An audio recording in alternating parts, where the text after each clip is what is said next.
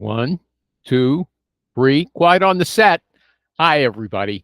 Recruiting Animal here on July 31st, 2024. Okay, I got the date right, and there's nobody here to help me with it either. Here he is, Richie Rich Rose, back from the road. He says he was traveling last week. Where were you, Richie? I was Charleston last week. On business or fun? Pleasure. Both. We're building a house, so You're building a house in Charleston? Yeah, we're just kicking it off. So hopefully kicking it off soon. Are you going to live there? Eventually, we'll see. We'll see how we like it. And my buddy just texted me from Charleston. There you go. Okay. This is a standard question. It's not something new. Okay. Mm-hmm. But I always tell you that they slaughter me on Facebook whenever I post something like this.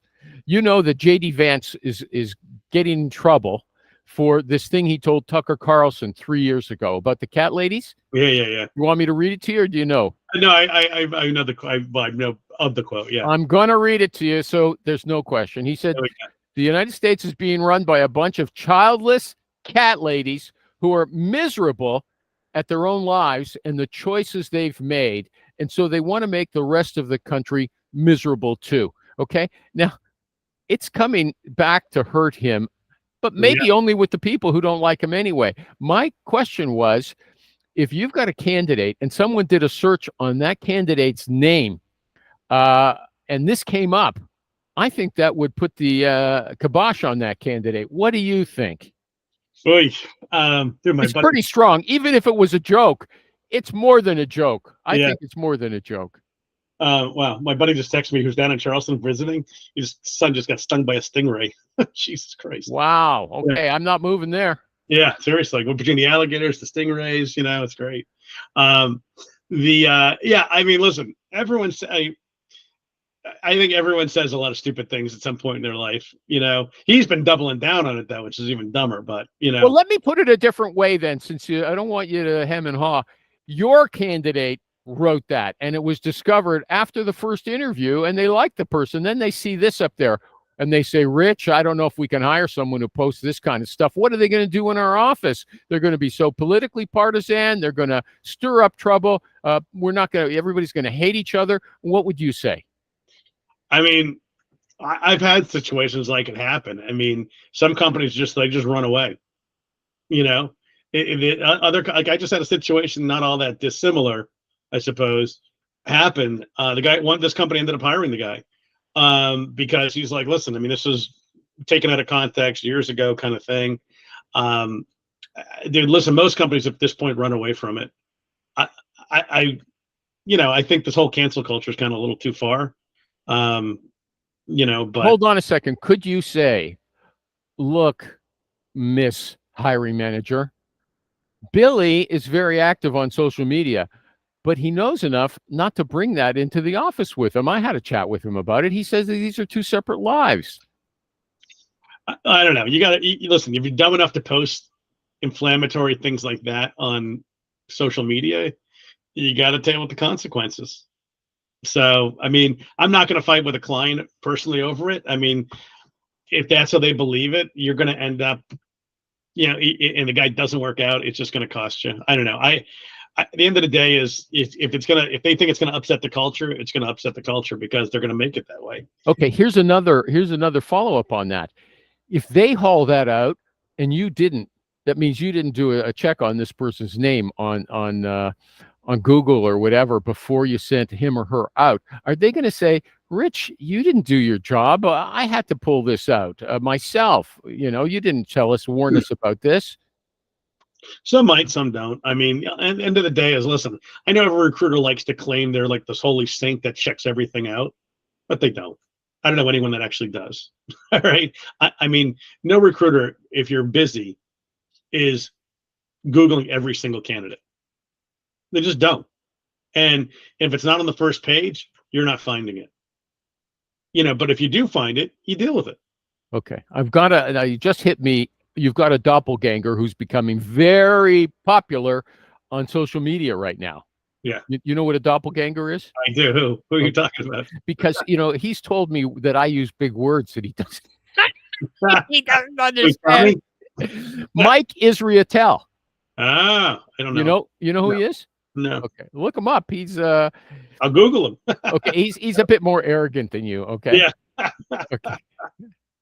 He's a bodybuilder, but he's also a professor or something like that, right? It's Gotcha. all health stuff. But you like to, okay. Is that like Dr. Mike? What? Dr. Mike, is that the guy who goes by? Yeah, Dr. Mike. A buddy of mine that I work out with, he like loves that dude. Okay. He's got his degree from like northeastern like Phoenix University. Like, oh, really? Yeah, it's like some third bit, but he's a PhD. Yeah. Yeah. And I didn't know the guy's last name. Yeah, my buddy, who's a huge bodybuilder, loves that dude. Israetel. Okay. He's always like this. I mean, he's huge, right?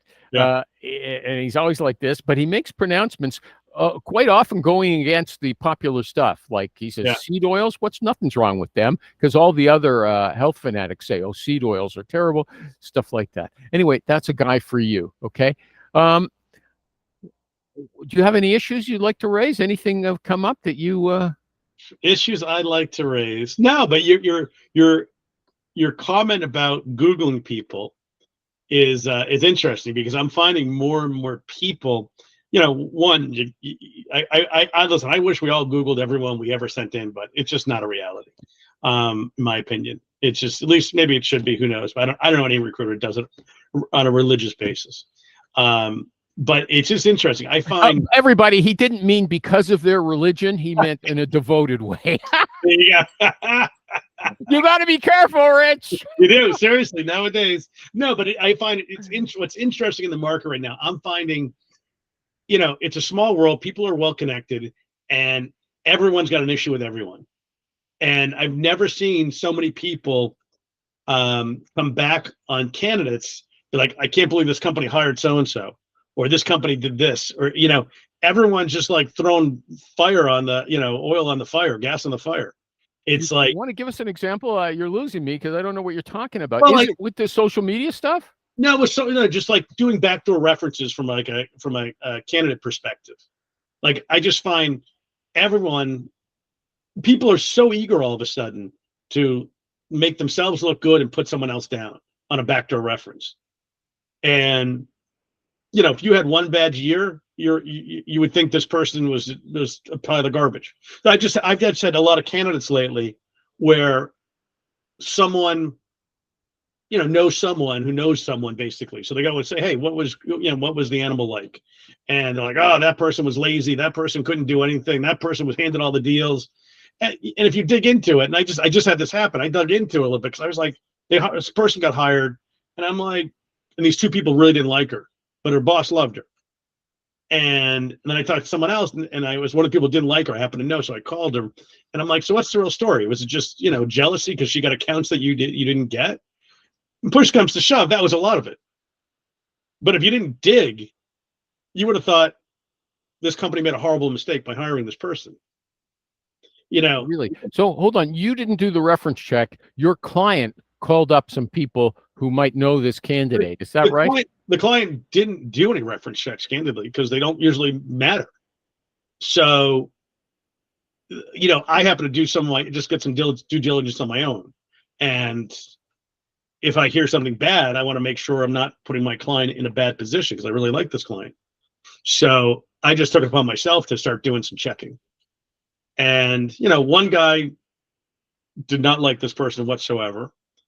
And this other person was like, listen, I didn't like her, but I was also mad that she got certain accounts that I wanted. I was there longer, and she was able to get a couple of easy wins. Now, why did you say that references don't count to begin with? A lot of companies don't feel they matter, because how often do you get a bad reference? I used to get really good references, but I'm hesitant to do any reference checks anymore because nobody wants to talk. Okay, it's I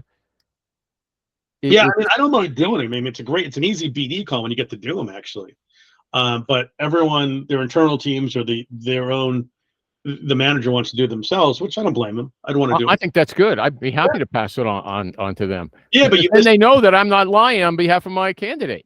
But you miss out on an easy BD call. And if you don't want to lie, you can just make a Loom video of the call. How do you turn I've heard of this before, but I never did it. How do you turn your recruiting reference check into a business development call? You go through the reference, and I mean, I haven't done them in a while, but you just go through the reference, and then you just get to build some rapport with the guy as you're talking to them. You know, hey, what was this guy like? I mean, it's not just rapid fire questions. It's kind of a conversation about, hey, what's this guy like? How'd you guys work together? Is this the kind of guy you typically would hire? And then by the end of it, you're like, hey, listen, I mean, you sound like a great guy to work for. Are you looking for other people, or, you know, are you looking yourself? And it's a conversation. It's not people overthink it. I'm like, I'm not that smart, man. I'm like, you just be yourself, be real. And okay, I always think if you're calling for one thing and then you take advantage, you exploit. I think you're exploiting the relationship. You're calling for a reference, and you're saying, "Hey, I'm not really interested in the reference. I'm just trying to use it to sell you." Yeah, that's horrible. I mean, I hate when I can get two things done with one call. Oh, the horror of being efficient. And again, you don't believe in recruiting. You think recruiting is like a dirty thing. At the end of the day, you might be right, but I was reading a novel recently, and this guy likes this lawyer. You're right. This guy likes this lawyer, okay, and he's a policeman, and he gets injured, and she comes to visit him in the hospital, and he's really pleased. You got something you got to look at there? Do you want to hear the story? I'm multitasking. Go ahead. Okay, you multitask. So he's really pleased, and then he realizes, at least in his own mind, that she didn't come to see him. She came to ask him questions for the sake of her client. Okay, so that sort of pulled the rug out from under him. And not only that, I did a little promo at the beginning of this show that Ben Affleck. I saw an interview by him on Facebook on those reels, and he said, you know what, in the early 2000s I had 4 bad movies, and he said after that, he said, the people who were my pals in the industry, they wouldn't even take my phone calls. Okay, and he said, I was lucky. I learned a lesson early in my career that all that rapport they had with me was phony. And they were not my friends, okay? Mm-hmm. They were just my business associates. Now, what does that make me think? Tommy Elascio and Richie Rosen, hey, write down their kids' birthdays and all their interests, and you be their pal, okay? And they're going to call you up later when they lose their job and say, Richie Rich, my buddy, okay, find me a job. Sorry, I can't help you. Okay, they're going to hang on. This is the thing. It's not fake rapport. It's get to know people, and you build a friendship with them. Like, I talk to these guys all the time. It was late for this. I was talking to this guy. I've got nothing for this guy I've known for years. But again, he's not the one paying me, is he? You know, it's they don't know that. Well, that's what you have to tell them. They say, listen, most of them understand it. At least in the sales world, they understand. It's like, listen, this is free for you. All right. I'm like, I'll tell them, listen, as I get the right things, I'll let you know. I mean, if it's like an outstanding candidate that's like got some real success stories that I can go MPC them, I'll tell them, make me a list. Let me call these companies for you. Let me see what I know. I'll add it to my network, and go down the line, and make a deal happen. Okay. So, I mean, there's a guy, one of the guys I just placed. He starts next Tuesday. It was exactly that. It was an MPC play. It was that this guy, couldn't work. He wasn't working. I'm like, make me a list. He's got all these great, accolades. So opened a bunch of doors. Okay. Are you okay? You okay to continue? I don't want to keep you longer than you want to stay on. No, you're good, man. You're good. I'm slow. Do everything. No. There's let me just go back and see if I miss. Now, you say Rich, everybody always confesses, to my surprise, to feeling fear. But I think it's a different kind of fear than other people fear. I think it's a rich person's fear, okay? Or a successful person's fear. What about when you're making a call, okay? Do you ever worry, hey, am I going to get to recruit this person, or am I going to get this business development call? Am I going to succeed? Do you feel any fear on those specific calls? Because lots of people feel intense fear on every call about failing on those individual calls. I don't think you do. Okay. I mean, I don't know if it's, I don't like to fail. Like, I don't want to fuck up the call. Like I mean, honestly, and if I do screw up the call, I'll tell the guy, I'm like, oh, I really fucked that up, didn't I? And then they laugh, and then now you got a whole fresh start. What do you mean when you say I fucked up the call? What is that? What does that entail?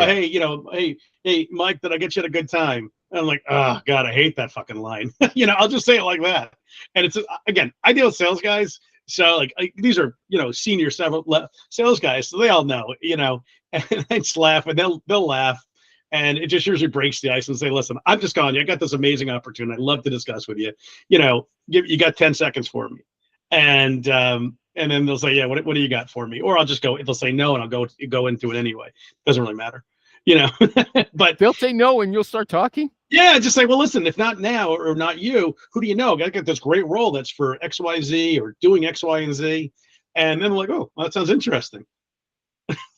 So, I mean, listen, you got to, I saw this quote and I loved it because it's like, basically you got to sell with confidence. I've said this for a long time.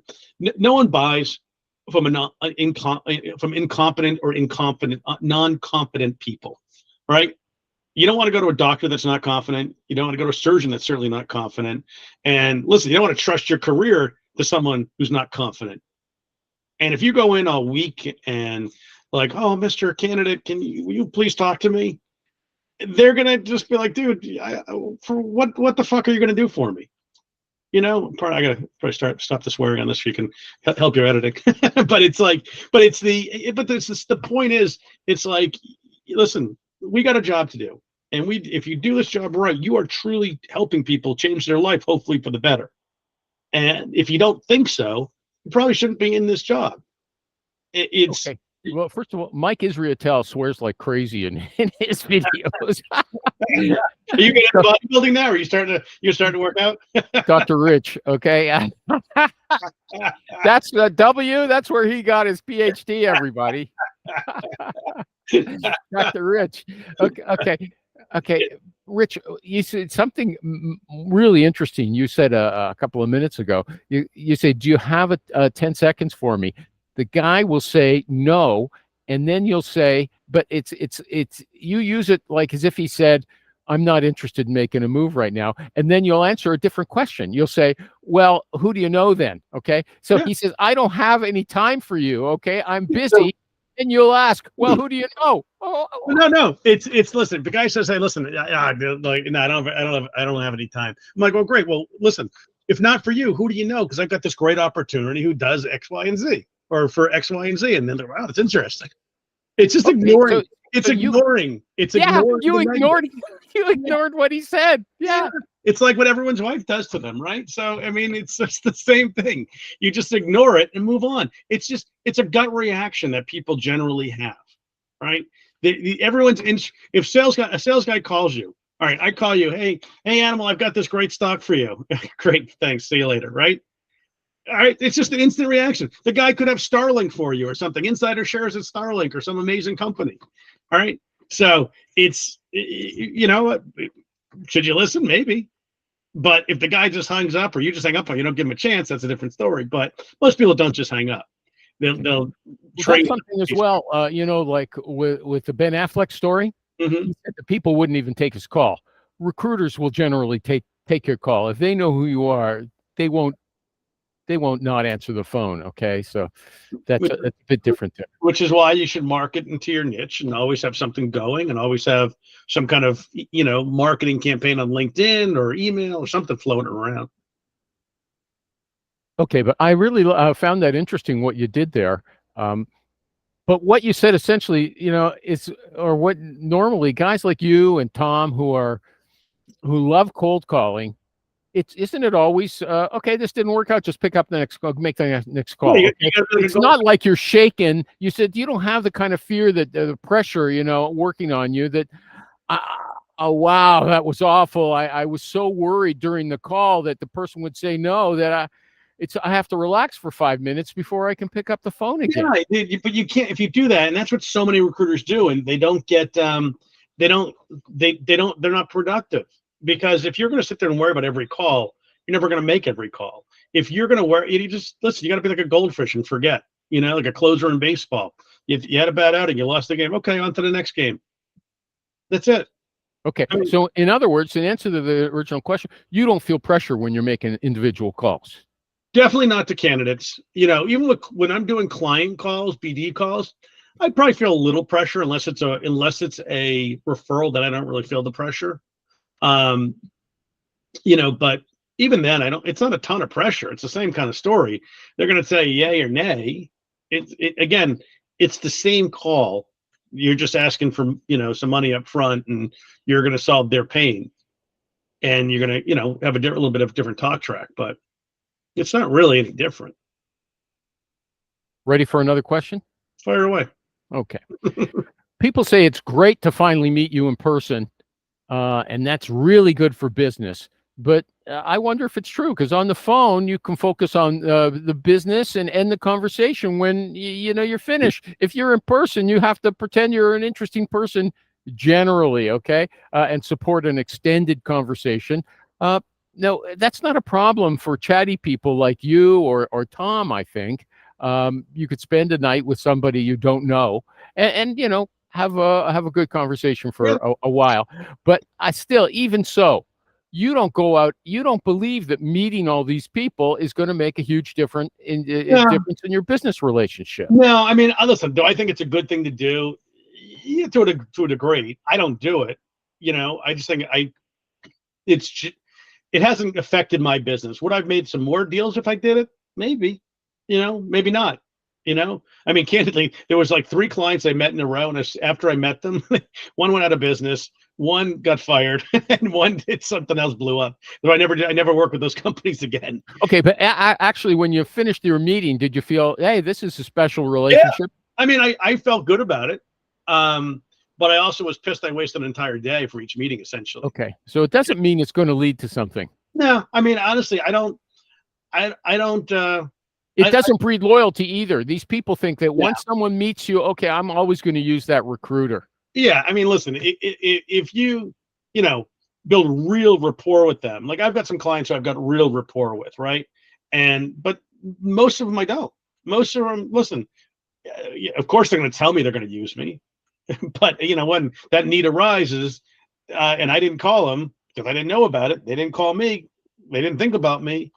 I mean, it is like Ben Affleck's thing. People care about themselves. Okay. That reminds me, I just posted a clip this week from a couple of years ago when we were talking about being a relentless caller. And Gavin said he heard about this project where his competition had placed 6 people and he didn't even know about it, right? Just like you said, I didn't even know that those positions were open with that company I'd placed people with before. And so he said he called that project manager 106 times before he got to talk to him. And he said, be a relentless caller and let them know that you're not going to give up until you get in touch with them and build a relationship. And he said he placed 7 people with that client after, and his competition didn't place any. So if someone, says, you just like what made me think about that, you said, it could be a company I've dealt with, and then they use somebody else. I didn't know about the position to talk to them. If you had found out about that, would you get back in touch? Would you try to renew the relationship in the way that Gavin did? Yeah, I mean, I would probably still call him up. I mean, listen, everyone's just doing their own business. Maybe that guy called at the right time. Who knows? Okay, but I say, let's say Sherry Black. Okay, that's her name. She hired someone from you. 6 months later, you heard that she hired from somebody else, and you thought, well, maybe I should renew my relationship with her. Would you deliberately give her a call? Yeah, totally. I mean, if it's a good client, I'd be like, hey, Sherry, why didn't you call me? I would have loved to help you with that search, and maybe that's right, maybe it's wrong, but it just, whatever. You would actually say, why didn't you call me? You guilt her? Yeah, why not? Maybe next time she'll remember to call me. I mean, like, I can't think in her head. If I called her, 12 months in a row, and then the 13th month she gets a search open, she gives someone else, I mean, you gotta say it the right way, but listen, you might as well put a little guilt in it so she knows to call you next time. Okay. So clients that you've done business with them. Hang on. But you got to remember too, it always goes back to this thing. Like I was coaching this guy, one of those guys in this coaching group that I do.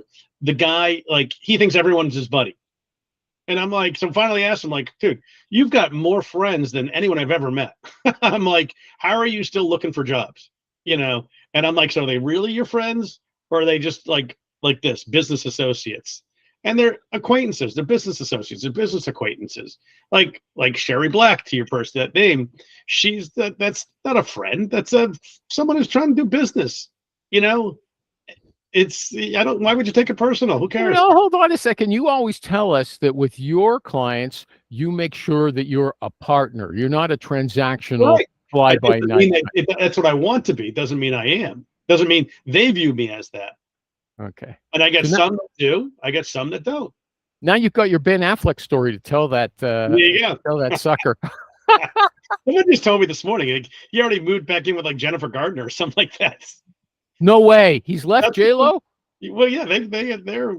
Did I tell you this? A buddy of mine, this other guy that I work out at the gym, he was at there was a TMZ video when J-Lo was in Italy a few weeks ago.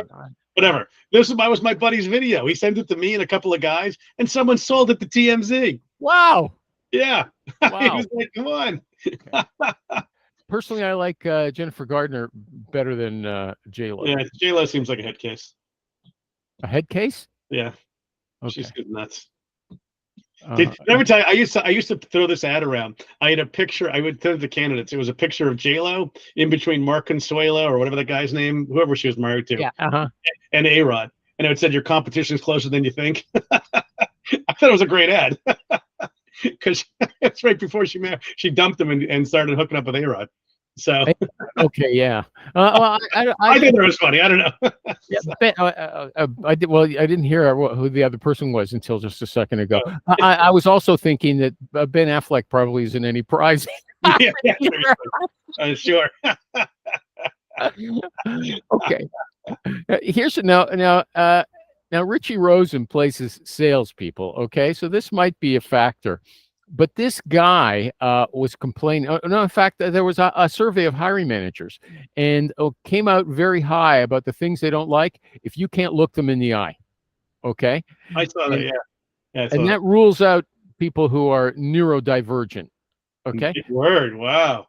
Well, they're autistic or I mean, that's it. They're like what they would have before called have Asperger's syndrome. They're on the spectrum. Okay, they're normally functioning, but they're quiet or a bit shy or something like that. So you wouldn't encounter technical salespeople who have that problem?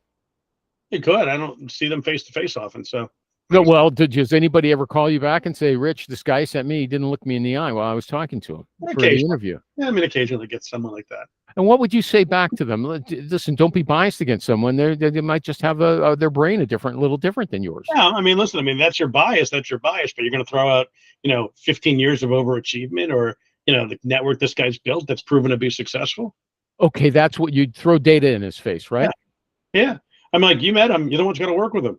I'm not going to fight with them to, over something like that. There's clearly more to it that they just didn't like about the guy usually. No, I don't think so. I think that's a very powerful thing if they don't understand it. And I liked your answer, but if they said that and I came back and I said, you're going to discount all this fantastic experience this person has had, I wouldn't want to work with that client. Okay. Well, I mean, that's a lot of these companies now. Like I always use the Tom Brady thing. Like I told you before, it's like, well, you wouldn't hire Tom Brady because he lost 3 Super Bowls.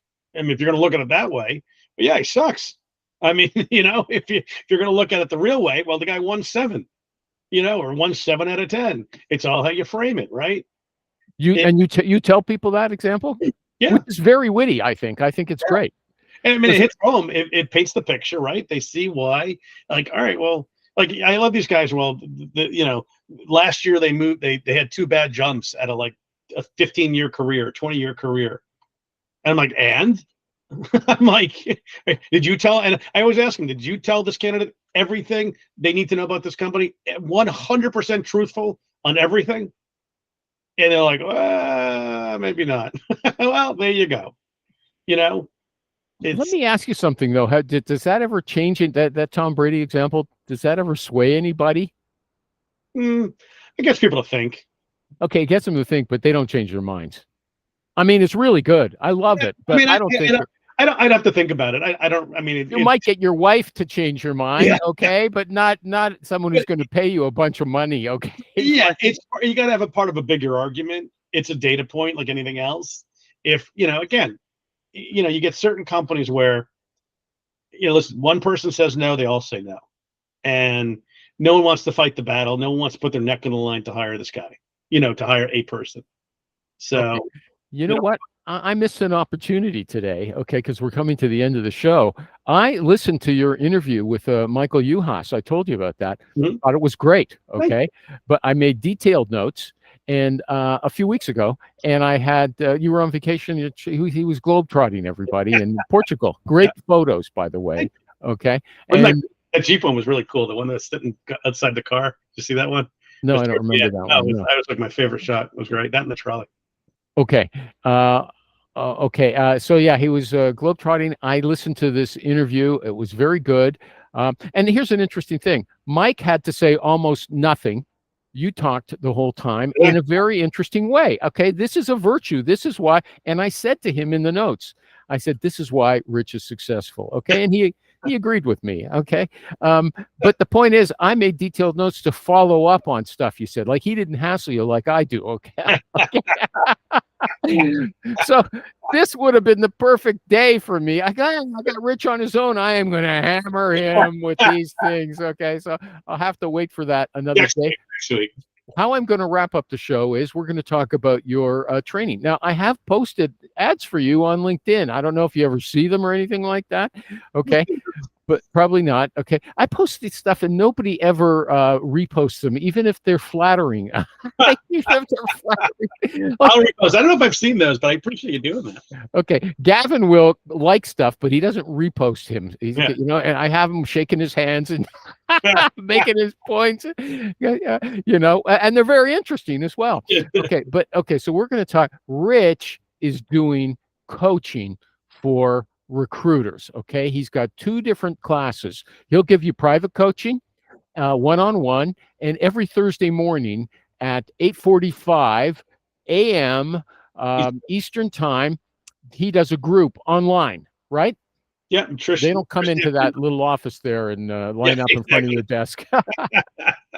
Okay. And so there's 2 different options. Do you want to talk about what happens in the group or in the one-on-ones? Is there anything you'd like to add to that? No. So with if you know Trish Tampkin, Trish is awesome. She's like a absolute wealth of information. Goes super deep on so many topics. Yeah, we're talking about you, Rich. Wake up, okay? She's part of the training on Thursday morning. You get both of us. Oh, you didn't mention that. Well, I didn't know. You asked. I was answering your question. You know what? He's talked to me about it at least 5 or 6 times, maybe 10, and he never mentioned that. Okay, I always wonder why is he talking about Trish? Okay, she's there. Yeah, so Trish and I run it together on Thursday mornings. You get access. She doesn't trust you to run it on your own. She trusts me to run it on her own, but we have a good 1-2 punch because we go about things very differently. Like Trish, I think Trish is amazing. She really is. She knows so much about so many different topics, in certain things that are deeper than I would ever go to. But I give you the perspective from an actual recruiter who's doing the job at a high level, right? So it's a different perspective. It's not just theory. This is what I do, and we don't agree on everything. But we kind of end up at the same point, just coming at it from a different. No, I think it's great if you show them 2 different options. Yeah, okay? Because not everybody does things naturally the same way. Exactly. So we have 2 different approaches oftentimes, but we end with the same result. And there's certain things that I will do that she will be horrified about, and certain things she does that I'm horrified about. So it's okay. It doesn't mean one's right or one wrong. We got to find what's right for yourself. So that's Thursday mornings, and if you sign up for that. You also I want to mention something though. You're in a group, you're talking about your business, you're talking about your weaknesses, and they have a confidentiality agreement that you're not supposed to tell anybody what the other people in the group say. Okay, because that's a concern. It's small groups, depending on the week, but it's a pretty open space to get questions answered, get other opinions. Everyone's in the same boat for the most part. There's nothing to be embarrassed about. And the nice thing about it is if you join Thursday morning group, you also can go to Trish's Deep Learning on Tuesdays, which varies week to week what the topic is, but it could be AI, it could be candidate messaging, it could be whatever. And then you can also get I think you get 4 weeks, and you also get the previous 4 weeks recordings from the previous classes. So you get a lot of info, you get a lot for it. And the private coaching, it's me for an hour a week, and we go over whatever you're having trouble with. And then do you learn anything that you pick up for your own use by talking to students? Yeah, of course, absolutely.